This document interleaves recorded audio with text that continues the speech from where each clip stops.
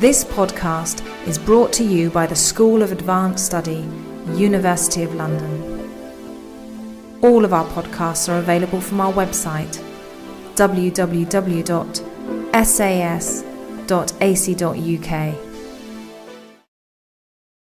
Good morning. Can everybody hear me?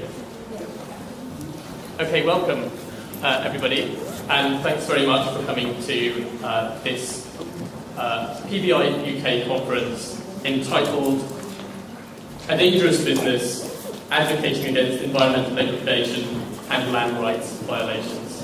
Thanks very much for everybody for being here. It's absolutely wonderful to have so many people here, and wonderful as well to have such a fine array of speakers and panelists. First of all, to introduce myself, my name is Sanjay Doshi, and I'm on the board of trustees for PBI UK. Just a couple of housekeeping items before we get started. Please remember to turn your mobile phones either off or at least onto silent. If the fire alarm goes off today, it is not a drill, so please exit out through the main entrance and then go out to the left towards Mallard Street.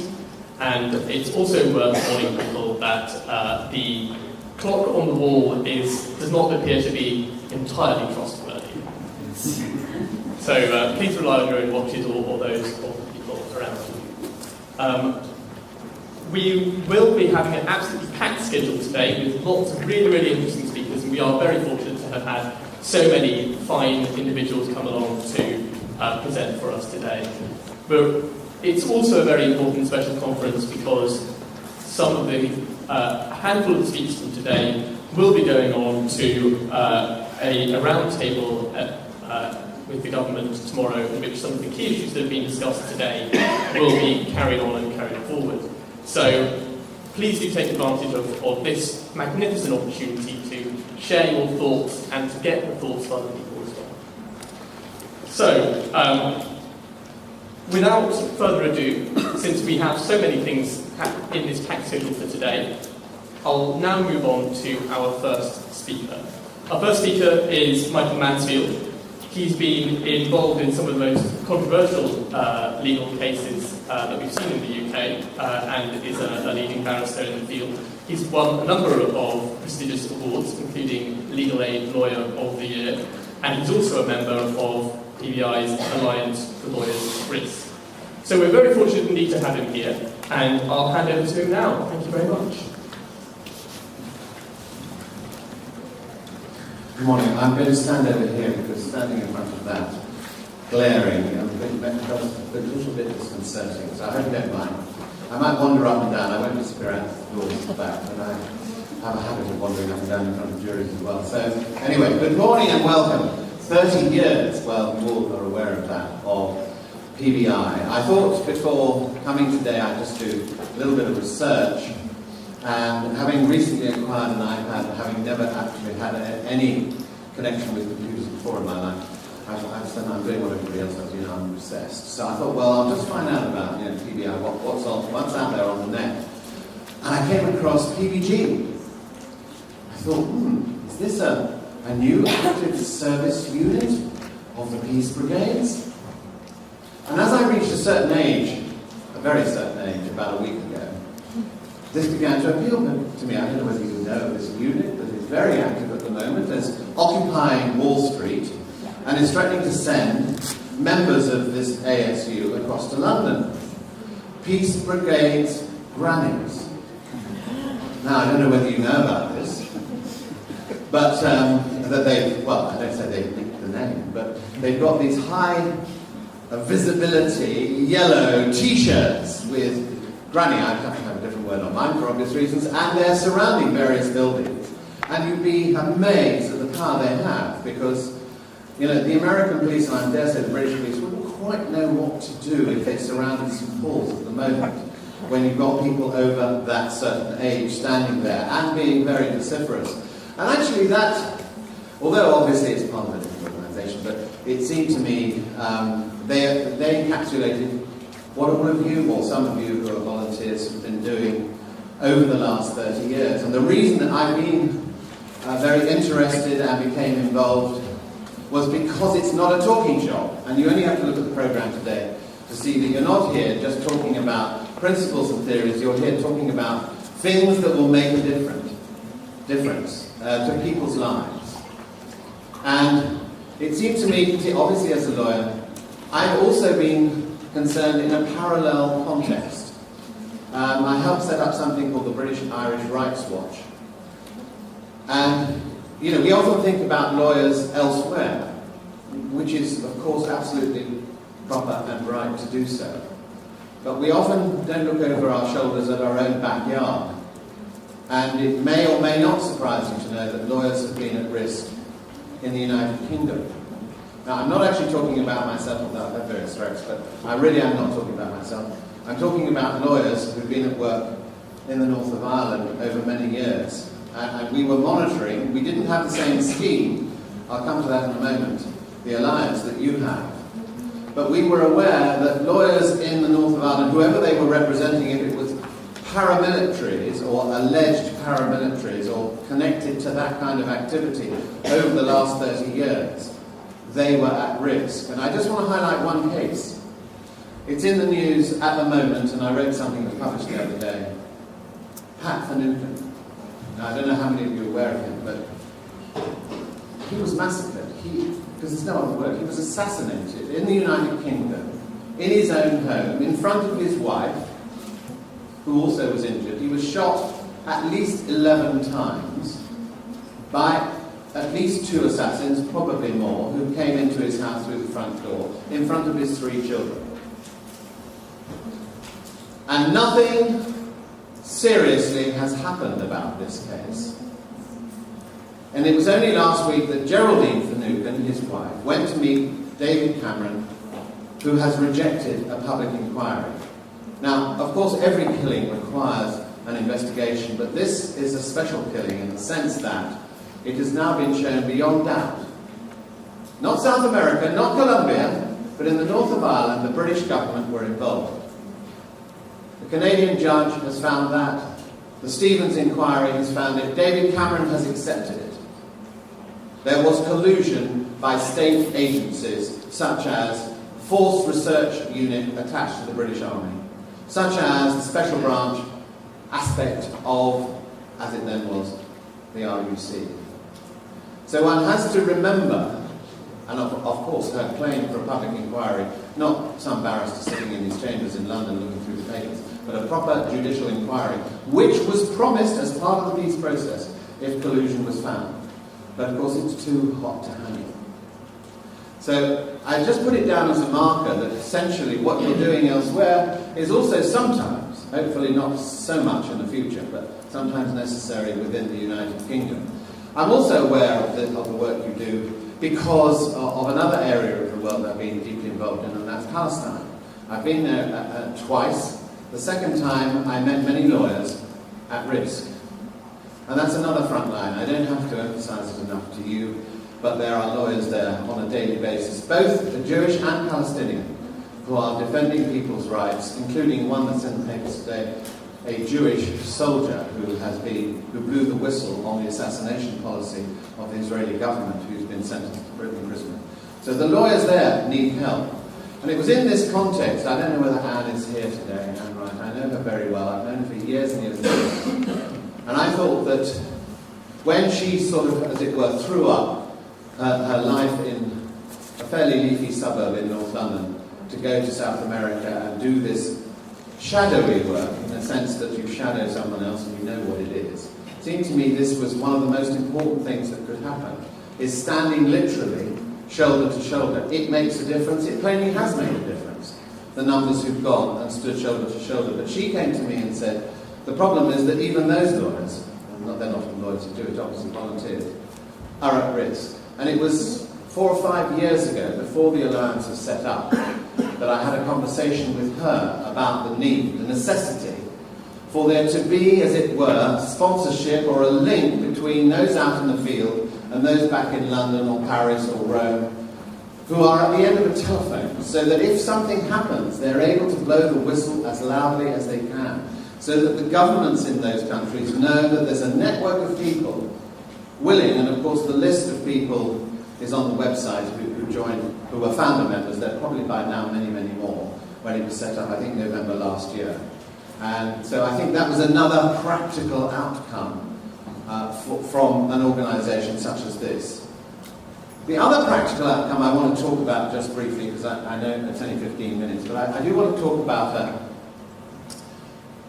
a new concept. Well, it's new to me. It's been around a while. And I want to put it in the context, obviously, of what you're talking about today, environmental degradation and land rights violations. And it comes about in this way. About this time last year, I was invited by Greenpeace to a meeting in the City Hall down Boris's mansion, down by the Tower Bridge. And I was a little bit sceptical about going there, but anyway. Having got there, brilliant exhibition about what's going on in Canada. Now again, many of you know, because Canada, I think, was where PBI was originated. So it's interesting that it's Canada at the centre of perhaps the world's biggest environmental disaster. And that's tar sands. And that is, the exhibition was called Tarnished Earth. And it was about the way in which at least 90 oil companies, and the Brits are well up there, of course, Shell and BP and so on, and world banks, of which British banks are right up there, RBS, your bank, nationalised bank almost, we own it. It is ploughing money into tar sands. Now, I haven't got time to describe the desecration, having been there in June to see what's been going on.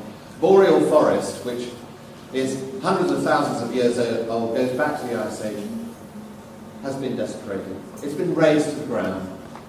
And in its place, they're putting these toxic lakes called tailings, which is, if you like, the overflow, the excess once they finish processing this oil that is trapped, this bitumen, in sand and gravel, which has to be extricated by the use of water. Where do they put the toxic waste? Having done it, they dump it in these lakes.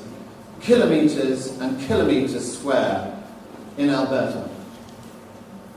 Now that form of desecration is affecting, the land rights of the Indigenous people, the Cree Nation and other First Nation communities that live in this area, because of course their ability to live, farm, fish, hunt and so on is restricted. Their ability in movement is also restricted. But it's not just the people, of course, it's the habitat generally for all the creatures, the caribou, the beaver, and the rare birds that migrate to this particular area. And the British government, again, if you're seeing the government tomorrow, I would like somebody to say something to the British government.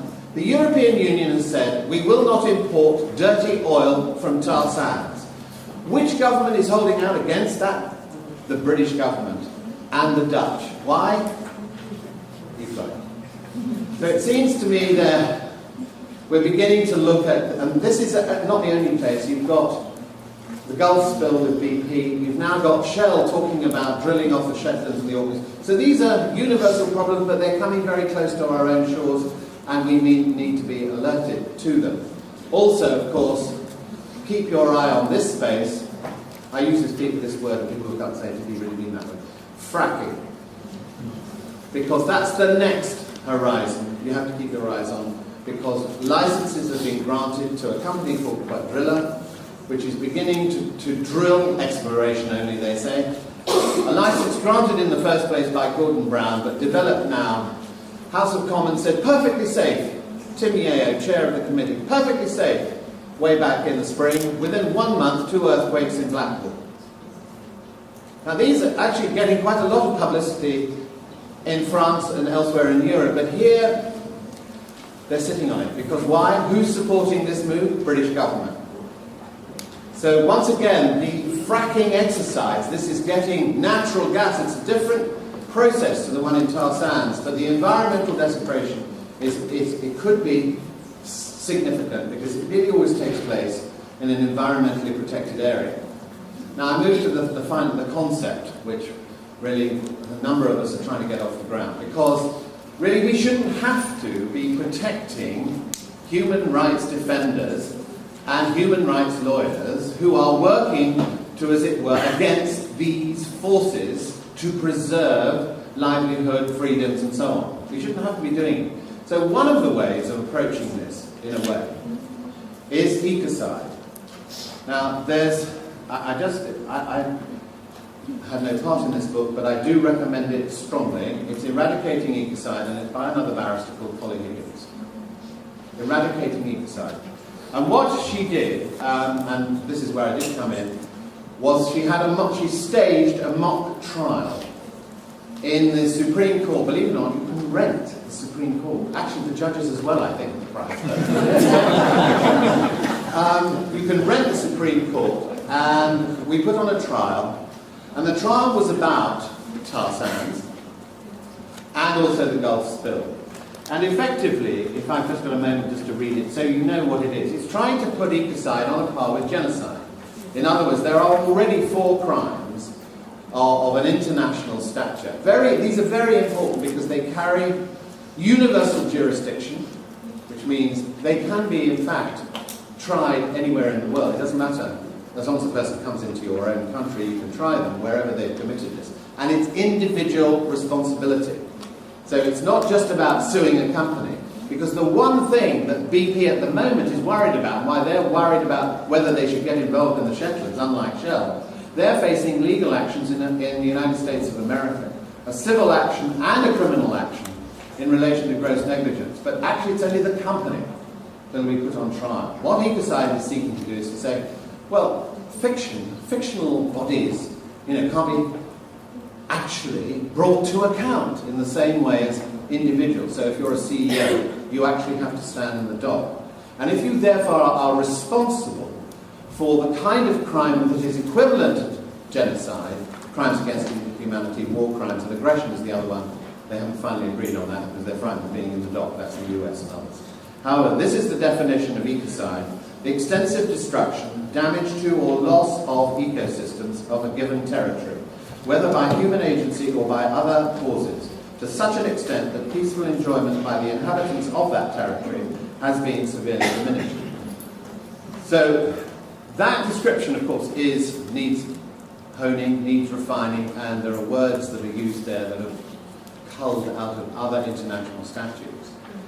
And what has happened is that the UN are currently considering whether to make ecocide the 5th crime. So that rather like some Israelis who have been worried about coming here until the government changed the universal jurisdiction rules about a month ago. However, you'll have senior executives really concerned because they know there's a real possibility, and they were watching this mock trial to see what happened. Now the jury, in fact, it's only one day, and I'm not going to base the rest of my life on this verdict, but what is interesting is a jury was prepared to convict of this offence overwhelmingly in relation to tar sands.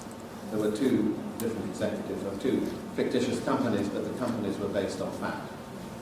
And they acquitted on the Gulf spill, and eventually we discovered what the reasons were, and they're very interesting what the reasons were. I'm not going to go into it. But the potential, therefore, which is what everybody wants. Most democracies are concerned about accountability, the lack of accountability. That's why they're out on the steps of St. Paul's. No accountability. That's what people are wanting, are really hungry for, and they're fed up with politicians passing the buck. Particularly the coalition on the green issues has really backed off all the major ones. So it seems to me the possibility of getting this onto the international statute books will require the British government to be prepared to support it. So once again, those who are visiting any government agencies tomorrow, please pass that message on. And also read the book and see. And the film of the trial is, I think, on YouTube. Anyway, I hope it's fun. Sorry. Thank you for listening.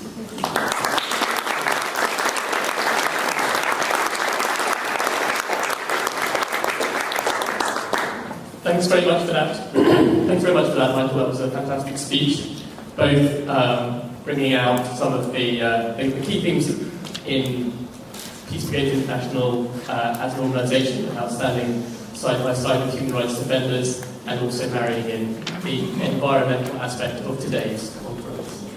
So, before I go on, I'll just mention if anybody wishes to tweet, we do have a hashtag for today's event. I'm speaking about something that's slightly outside of my ken here, but apparently I'm told the tag is #PBIDB. So PBI obviously is the organisation that's putting this together, and DB for dangerous business. Okay, so now as I'm the person who's supposed to be keeping us to time, and I've already caused us to run slightly over time, I'll move swiftly on. Our next speaker is James Anaya. We're very, very fortunate indeed to have James with us today. He is the UN Special Rapporteur for the rights of Indigenous peoples. He is highly respected both in an academic context, where he is Regents Professor at the University of Arizona College of Law, and he also has a lot of practical experience of having been involved in a number of landmark cases representing Indigenous groups from many parts of the Americas. So, please welcome James Anaya.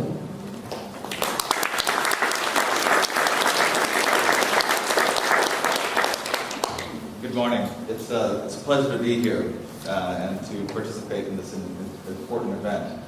I'm happy to stand up, both to get my eyes out of the line.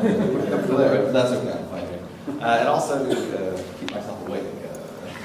People ask me, how do you deal with all the travel you jet lag in the state? You know, do you somehow develop some kind of resistance? And actually, I've just gotten used to being tired all the time.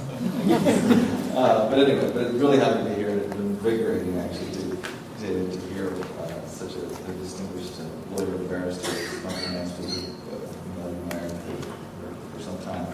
And I'm very much looking forward to today, to the discussions around this very important topic that you've chosen for this event. My work as UN Special Rapporteur on the rights of Indigenous peoples is essentially to monitor the conditions of Indigenous peoples worldwide and to promote the implementation of their rights as internationally recognized through various UN instruments and regional international human rights instruments. And one of the main issues of concern that is raised to me on a continuous basis is the issue of extraction industries on or near Indigenous territories. In fact, it wasn't long after I was appointed as UN Special Rapporteur of the Rights of Indigenous Peoples in 2008 that I was confronted with a number of situations, cases, and I was called upon both by the Indigenous peoples concerned, as well as non-governmental organizations and as well as governments, to look at the situation. One of the initial cases had to do with the construction of a dam within Indigenous territories in Panama. The Nobe people who traditionally live in that area were confronted with a situation in which they saw the river that abuts their communities being flooded by the area where they live, being flooded because of the damming of the river in order to produce hydroelectric energy. And the construction of this dam is Chan 75, it was called. It was only the first of a series of dams being constructed in the river system as part of a national strategy of clean, so-called clean energy development by the government. The company constructing the dam is an American company, a company based in Virginia in the United States. A company that likes to brag about its human rights record, that has a policy of corporate responsibility that it itself points to as a model for other corporations to follow. When I went to Panama, I met with the company prior to going to the community, and they gave me a presentation about this project and talked about how they were respecting the human rights of the Indigenous people concerned, how they were negotiating with the Indigenous families, individuals, about the terms of their removal from their traditional territories, how they were constructing a new village for them with various services that would be available to them, services that frankly were that had been denied to them by the government, that they were entitled to, but the valid company was coming to fill that void that the government had left in providing those kinds of services.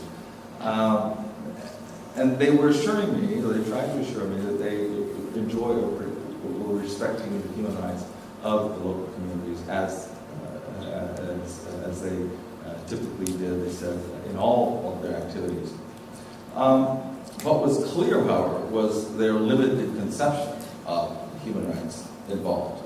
Had they actually consulted with the communities through their own leadership structures about whether or not the dam was moved forward in the first place, had they involved community members in the development of the plans for the dam, was there recognition of their rights over these traditional lands and territories? Was there some kind of accommodation for their cultural patterns related to the territories? These are questions that I had, and that weren't adequately answered by the company.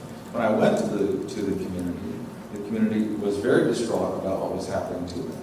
And it was actually a very threatening situation that they were facing.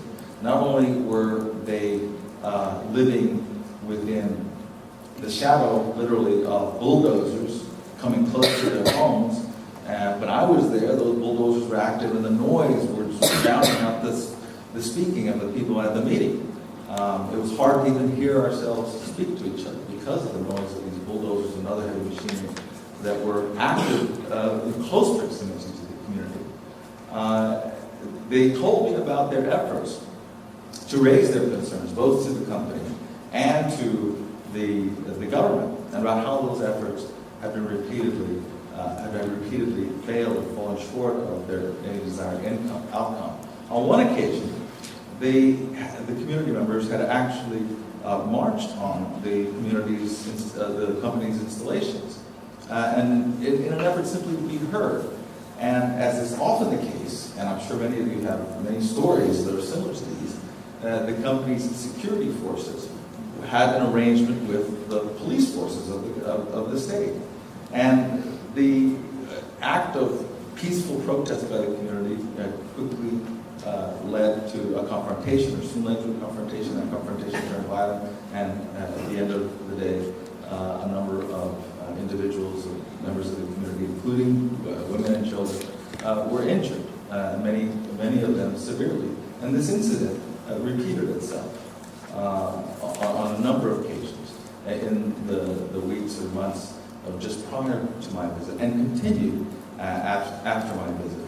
So what was clear to me was that there was on the one hand, an incomplete recognition of the human rights of the indigenous peoples concerned, a desire by a company with the backing of the government to move forward with a project without adequate consultation with the local community, and coupled with that, confrontations over the community's efforts to protest against the development, to protest against the development of the dam, and to confront what they saw, and what I concurred it was a violation of their basic human rights. Another case that I looked at, that I examined and reported on, had to do with indigenous people in Peru. You may have heard about the situation in 2009 in Bago, Peru. Indigenous peoples, over a period of weeks, were protesting against a series of measures that had been adopted by legislative decree and some legislation by the Peruvian state, which had a number of implications for natural resource development on indigenous people's land, including extractive industries on or near indigenous people's territories, as well as a number of measures having to do with agricultural production that directly affected the indigenous peoples. They were protesting because of the effects upon the perceived and future effects upon their lives, and about not having been a part of the decisions that had led to those measures and that were going to bring about, in their view, changes to their lives. And so over a period of weeks, they blocked the highway. Eventually, the government decided to remove them from the highway that they were occupying, and deployed police forces along with military forces. And a confrontation ensued A violent confrontation ensued, and in a major incident around these events. That confrontation led to the death of over 30 people. An incident that really punctuates the failure of a state backed by an effort to develop natural resources, to exploit the lands of indigenous peoples, without adequate consultation with indigenous peoples. And that punctuates what can happen when indigenous peoples, through their own efforts, try to confront this kind of incursion onto their lands, onto their territories, and into their lives. Violence and even death. Not to mention the ongoing conflicts of having to do with the underlying substantive issues. Chile is another place in the Western Hemisphere where we've seen confrontations erupt over efforts by indigenous people to defend their land in the face of the Anaya, or the failure of the state and other actors to adequately recognize the rights of indigenous peoples. One of the ongoing conflicts there is the lack of adequate recognition on the part of the Chilean state of indigenous peoples' rights over their traditional lands and territories. And the Mapuche people in particular have been very persistent in claiming their rights and engaging in various acts of protest. And the response has been one of prosecuting the Mapuche leaders for these acts of protest when these acts are deemed to violate in one way or another Chilean law, particularly its criminal code. And Chile has prosecuted many indigenous leaders under a Pinochet-era anti-terrorism law, in which basic due process rights are denied, in which sentences the sentences that are imposed can be much more severe than would ordinarily be the case in the ordinary criminal code. And there have now been a number of convictions under the Pinochet-era anti-terrorism law. And it's really only the Mapuche people that are being prosecuted, that have been prosecuted under this anti-terrorism law. And it's quite ironic that in Chile, which has gone through what it has in its history, a country that has liberated itself from a dictatorship, that has had successive governments that have portrayed themselves as progressive, as respectful of human rights. It's quite ironic that this state has prosecuted indigenous leaders under a Pinochet era, a law that was developed during the dictatorship. And this has led to constant consternation. Last year, a number of those who were being prosecuted, and indigenous individuals who were being prosecuted, engaged in a hunger strike because of those prosecutions. Simply saying that they weren't going to tolerate what was happening to them or what could happen in the future to others. And that hunger strike did lead to the prosecutors agreeing to suspend the use of the anti-terrorism law, and has led to reform of the anti-terrorism law and a diminishment in the use of the anti-terrorism law against the Mapuche people in this context. So there has been progress, but it has been at a significant, enormous cost, both on an individual basis in terms of those individual Mapuche people who have been subject to the prosecution, as well as and a cost to the relations between the Mapuche people as a whole and the Chilean society, and a cost in the ability or the potential success in any effort to try to resolve the underlying issues of lack of recognition of indigenous people's rights over lands and territories. More recently in the United States, people always ask me, well, you're from the United States, what about the situation in the United States and American Indians there? Well, yes, there are ongoing problems there as well, and in nearby Canada. A situation back very close to where I live. I live in Arizona, in northern Arizona. There's a beautiful place called the San Francisco Peaks, a mountainous area that is sacred to the Navajo, the Hopi, and a number of other indigenous peoples or tribes in the southwestern part of the United States. And this sacred mountain is a place where medicinal plants are gathered, and it is a place where a number of stories that are central to the religion of the Navajo people, Hopi people in particular, originate from, or where these areas are central to these stories. And so it's a place of deep religious and cultural significance to these tribes. A number of years ago, in the 70s, a ski area was built within the San Francisco Peaks. And this itself was a desecration from the perspective of the Native people, the desecration of a holy place, the construction of a ski area. And then it was expanded. And each time the decision was made to install new machinery or new installations to expand the ski area, some kind of study was done on the part of the federal government, which claims ownership over this land. This land is included within what's regarded as Forest Service land, so-called public federal land under the administration of the Forest Service. So it's up to the U.S. Forest Service to grant the permits to the private ski company, or not to grant the permits for the use of this area. And each time the area was expanded and installations were put in place, the Forest Service did engage in environmental impact studies. And each time, though, the Forest Service determined that the impact on the cultural resources, and that's the term it uses, the Forest Service uses, was minimal. But if one looks at each of these decisions over time, one sees a cumulative effect on the cultural resources of the tribe. And each one of these, each one of these expansions from the perspective of the indigenous concern, certainly was not minimal. Most recently, the Forest Service permitted the use of reclaimed sewage water, sewage effluent, essentially. The use of reclaimed sewage water, recycled sewage water, to make artificial snow for the ski area.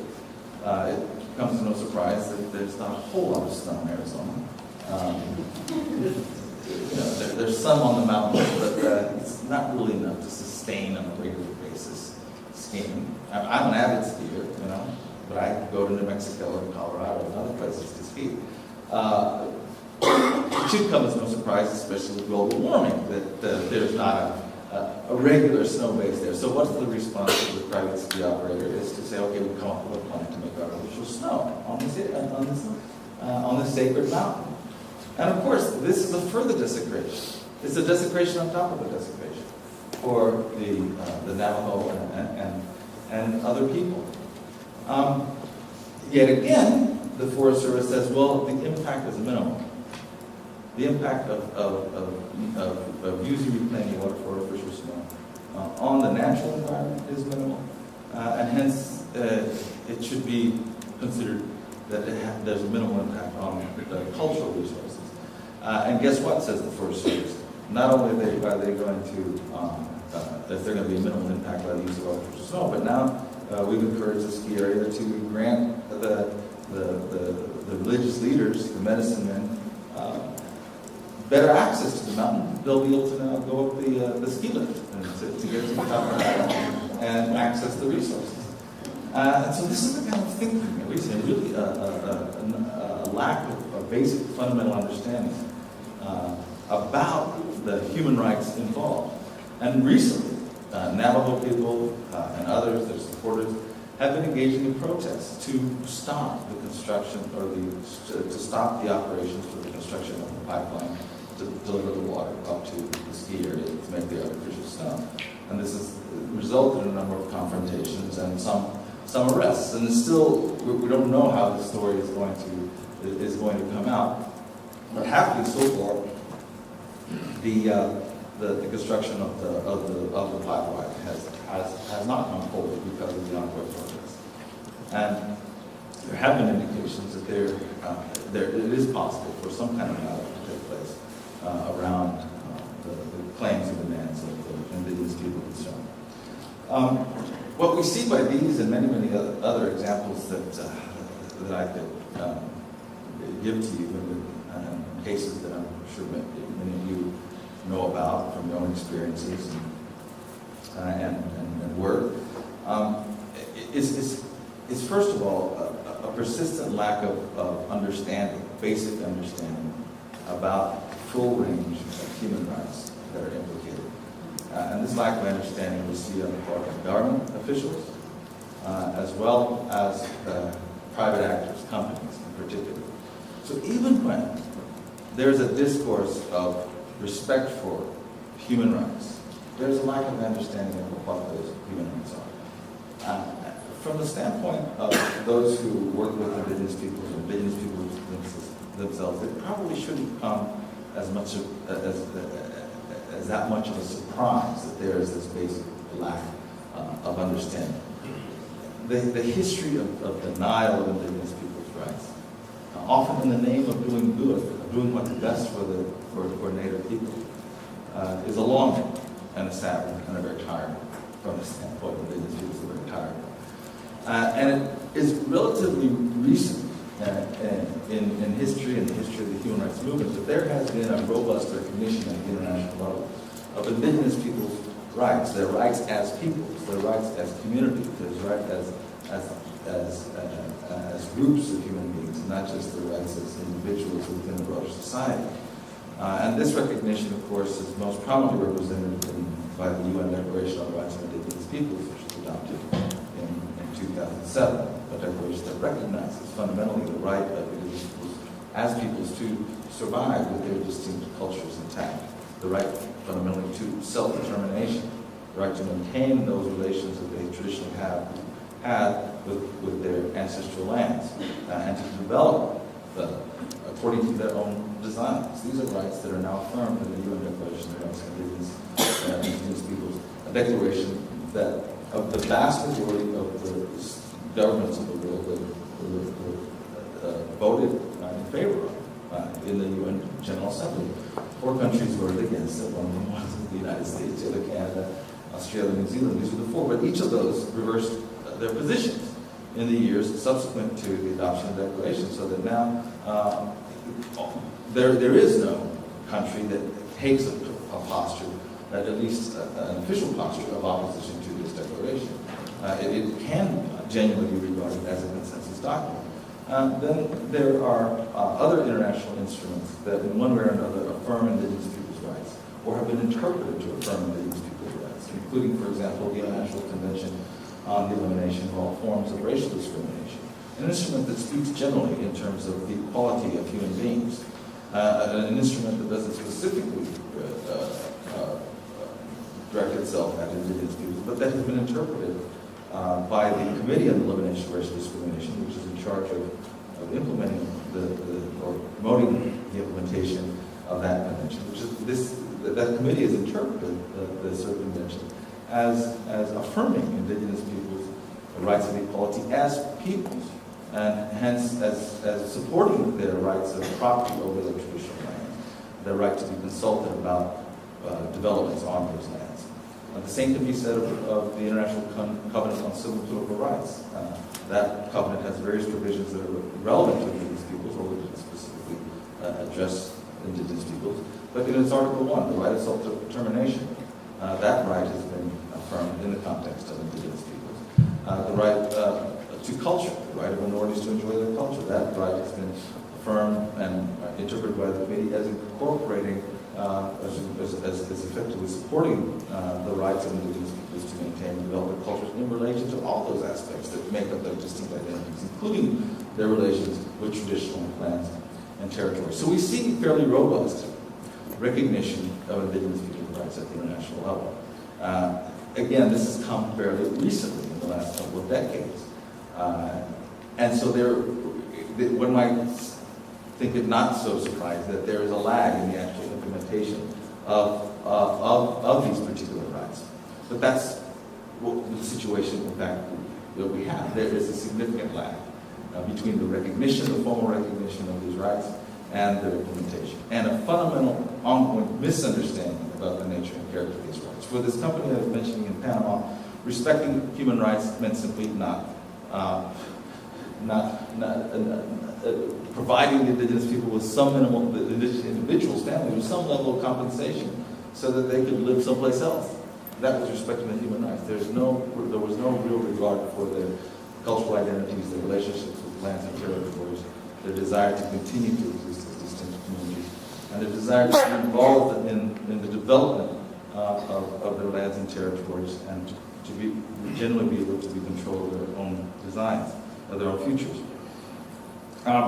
So, what I think needs to happen, and where efforts need to be placed on the part of concerned non-governmental organizations, is first of all in the promotion of the effective recognition and definition of indigenous people's rights in specific situations, so that indigenous peoples have secure rights over their lands and resources, for example, have secure rights over their territories, so that indigenous peoples have secure recognition through land titles or other specific documents that provide the state and all concerned with notice, as it were, about those specific rights, so that it's no longer said that, oh, those rights don't really exist because there's no paper recognition. There needs to be movement towards identifying and specifically recognizing indigenous people's rights. When I say specifically recognizing, I mean not just recognizing those rights in the abstract in a document like the UN Declaration, but recognizing those rights in particular circumstances with regard to particular peoples and particular places. Specific recognition, that's one thing that needs to be achieved. Another is the definition, clearer definition and understanding of corporate responsibility. What are the responsibilities of corporations vis-a-vis communities, vis-a-vis indigenous peoples and other communities in development projects that affect indigenous peoples? The scope of responsibility is much more than respecting the classic individual human rights. In my view, it's about respecting the full range of collective rights of indigenous people that are now recognized at the international level. So a lot of effort needs to be put into promoting the definition of corporate responsibility in these contexts. Thirdly, the development of clear and adequate consultation procedures. Clear and adequate consultation procedures. Often the notion of consultation is thought to be one of simply informing indigenous peoples of what's going to happen to them. And that's not what the international standard is today, and as articulated in the UN Declaration on the Rights of Indigenous Peoples and other instruments. The international standard is one in which consultations involve a true dialogue between those concerned, those interested in entering onto or close to indigenous people's land and affecting their lives, and indigenous peoples themselves. A true dialogue in which indigenous peoples are involved in a meaningful way in the decisions that are being made at the earliest stages of the formulation of those decisions, at the early stages of the development of designs that are going to affect them. A true dialogue is aimed toward achieving or obtaining agreements or consent of indigenous people. So the notion of free, prior-informed consent is very central to the consultation within the modern international standard. And then fourthly, effort needs to be devoted to assisting indigenous peoples to build their capacity of negotiation. A lot of the assistance that goes to indigenous peoples is to help indigenous peoples say no to a project. And that is appropriate, I think, in many, if not most situations. When confronted with a development project underlying that could cause wreak environmental havoc, a decision for development of a mine or oil field or a dam, it's going to fundamentally change their lives in ways that are still not certain. It's fully understandable how indigenous people would take a posture of simply saying no. But I think to take a longer term view, there needs to be thinking about ways in which indigenous peoples can imagine saying yes, not to the alternative we present to them necessarily, but to another alternative of development that could involve agreements, it could involve some kind of cooperation with government and corporate actors seeking to develop resources on their lands. Agreements in which their interests are not just protected, but advanced, in which their development interests are protected and advanced, in which they're able to maintain that stewardship over the environment of their territories while benefiting even commercially from the development activities of the lands. And I know that this is something that may sound to some like heresy even, to say that indigenous peoples may want to develop the natural resources of the land in an industrial sense. But the more and more we see where we see indigenous peoples truly taking control of their lives and truly taking control of their lands and resources, we see indigenous peoples, like other segments of humanity, looking at the full range of opportunities and possibilities that might be available to them. So, in my view, what is needed, what is sorely needed, and what a lot of thought needs to be given to is assisting indigenous peoples to build their capacity of negotiation so that they aren't in a position of just saying yes or no. They're in a position of being able to choose, being able to determine a range of possibilities and move forward with themselves being proponents of initiatives on their territories. I hope I provoked a little bit of thinking by that. I see my time is up now.